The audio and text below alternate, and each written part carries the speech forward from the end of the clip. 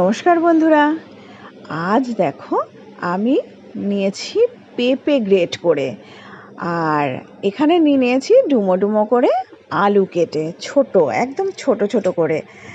তা দেখো, কড়াইতে আমি সর্ষে তেল দিয়ে দিয়েছি, আর কিছু শুকনো রোস্টেড বাদাম আমি আবার তেলে হালকা ভেজে উঠিয়ে নিয়েছি।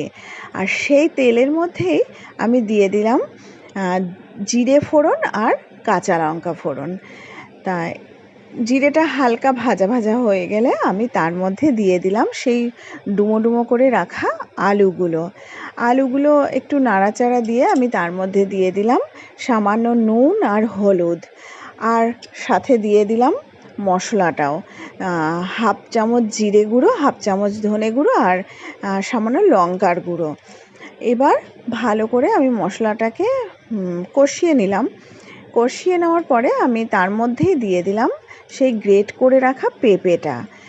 এবার সেই মশলার সাথে ভালো করে পেঁপেটাকে মিশিয়ে নিয়ে তারপর আমি দিয়ে দিলাম ঢাকা, আর আঁচটাকে একদম সিমে করে দিয়েছি 5 মিনিটের জন্য।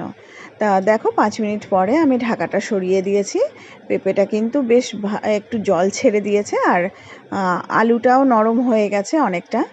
এবার দিয়ে দিলাম আমি স্বাদ মতো নুন আর একটু চিনি।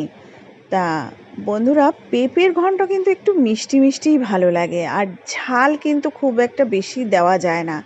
এবার দিয়ে দিলাম, দেখো বাদামগুলোকে আমি একটু গুঁড়ো করে নিয়েছিলাম, তাতে কি স্বাদটা ভালো হয়।